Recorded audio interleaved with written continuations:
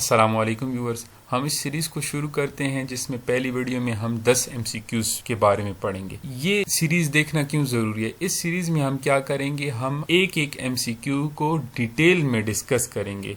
MCQs की किताबों में प्रॉब्लम ज़्यादातर ये होती है कि हमें आंसर का तो पता चल जाता है, लेकिन हमें क्लेरिफिकेशन नहीं होती कि ये जो आंसर है ये ठीक है तो इसकी वजह क्या है। इधर जो है हम क्या करेंगे, एक एक MCQ को विद डिटेल पढ़ेंगे। तो सबसे पहले हम चले जाते हैं पहले MCQ की तरफ, जो कि है a systematic way to maintain the books of accounts is called accountancy, book economics, bookkeeping और auditing।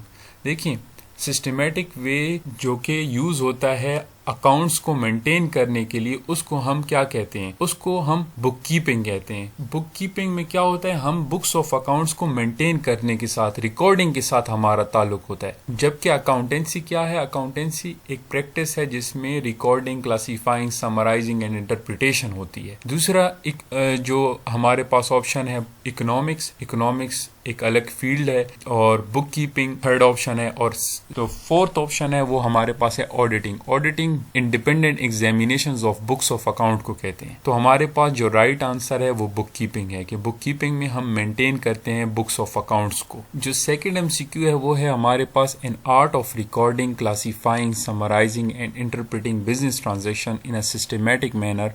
ये किसकी डेफिनेशन है? ये अकाउंटिंग की डेफिनेशन है कि अकाउंटिंग क्या है? एक आर्ट है जिसमें हम रिकॉर्ड करते हैं, क्लासीफाई करते हैं, समराइज करते हैं, फिर इंटरप्रेट करते हैं तमाम बिजनेस ट्रांजैक्शंस को इन a systematic manner.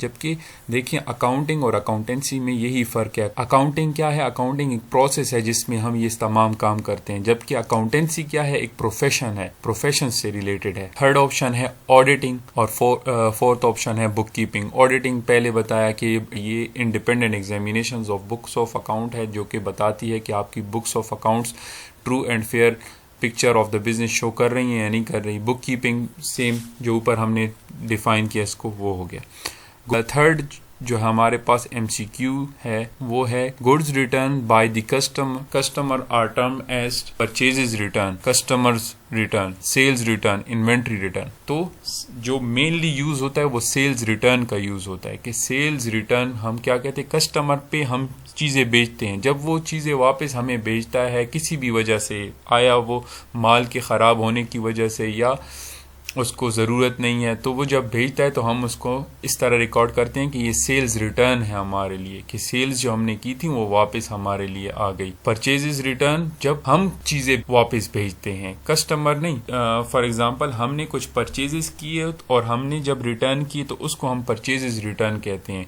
Sales return क्या है? जब कस्टमर हमें चीज़ें वापस दे दे। इन्वेंट्री रिटर्न और कस्टमर रिटर्न ये यूज नहीं होता। फोर्थ जो MCQ है वो modern system of book keeping is called double entry system. Modern जो सिस्टम है किताबों को मेंटेन करने का, उसमें डबल एंट्री सिस्टम यूज होता है। डबल एंट्री सिस्टम क्या है? फॉर एग्जांपल हमारे पास सेल की एंट्री है तो वो इस तरह रिकॉर्ड होती है। अगर कैश पे हमने सेल्स किए तो कैश डेबिट हो जाता है, कैश डेबिट हो जाता है और सेल्स क्रेडिट हो जाती है। हमने सेल जब की तो एक तरफ तो हमारी रेवेन्यूज में इजाफा हुआ, दूसरी तरफ हमारे पास एसेट में इजाफा हुआ कि हमें कैश मिल गया। डबल एंट्री सिस्टम में क्या होता है? दो अकाउंट्स इफेक्ट होते हैं, जितना डेबिट होगा उतना क्रेडिट भी होगा। तो modern book system of book keeping में क्या होती है? Double entry system. American system ये अकाउंटिंग रिलेटेड टर्म नहीं है। सिंगल एंट्री सिस्टम में क्या होता है कि जो पुराने जमाने में होता था कि फॉर एग्जाम्पल सेल हुई तो लोग लिख लेते थे कि हमने सेल्स कर ली, कितने की बस वो लिख लेते थे। ये कैश और ये डबल एंट्री सिस्टम नहीं होता था। इटैलिक सिस्टम ये भी इस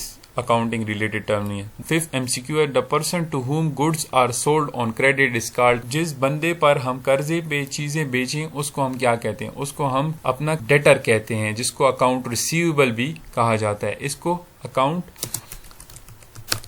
रिसीवेबल भी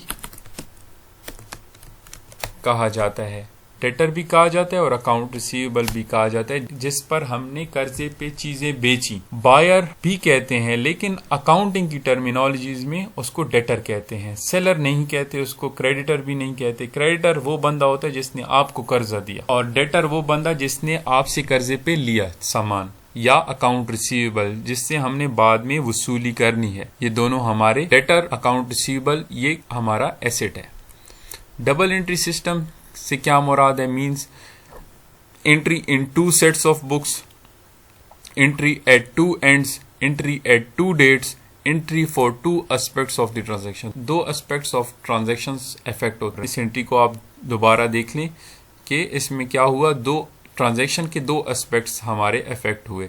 एक तरफ तो कैश बढ़ रहा है, दूसरी तरफ हमारे पास रेवेन्यूज में इजाफा हो रहा है। अगले उसमें चले जाएंगे 7, discount received is a revenue, हमारे लिए रेवेन्यू है। डिस्काउंट रिसीव क्या है, हमारे लिए रेवेन्यू है, ये हमारी आमदन है, ना ही ये एसेट है। एसेट क्या होते हैं, इकोनॉमिक रिसोर्सेज जो आपको फ्यूचर में बेनिफिट दे। एक्सपेंस हमारे खर्चे होते हैं, लाइबिलिटीज वाजिबात है जो आपने अदा करनी है, जबकि रेवेन्यूज आपकी आमदन है। तो डिस्काउंट रिसीव्ड क्या है, हमारी रेवेन्यू है, ये हमें मिलती है जल्दी पेमेंट की वजह से या किसी भी वजह से हमें डिस्काउंट मिला, हमारी ये रेवेन्यू है। अगली उस पे चले जाएंगे, obligations of the business are known as all those obligations which are to be paid by the business is called liabilities. ये लायबिलिटीज की डेफिनेशन है कि तमाम वाजिबात जो कारोबार ने अदा करनी है तो वो हमारे पास लायबिलिटीज होती हैं। रेवेन्यूज हमारी आमदन है, एक्सपेंसेस खर्चे, एसेट्स हमारे असासे हैं। नंबर 9 में है the amount invested by the proprietor to start the business is called capital. सरमाया, जो कारोबार में मालिक पैसा लाता है उसको हम सरमाया कहते हैं, कैपिटल कहते हैं। बिजनेस की अपनी डेफिनेशन है कि तमाम इकोनॉमिक एक्टिविटीज़ जो मुनाफा कमाने के लिए की जाए उसको हम बिजनेस कहते हैं। ड्राइंग्स किसको कहते हैं, ड्राइंग्स जब ओनर अपने ज़ाती इस्तेमाल के लिए, पर्सनल यूज़ के लिए वो क्या करे, पैसा निकाले या कारोबार में से कोई एसेट निकाले, उसको हम क्या कहते हैं, ड्राइंग कहते हैं।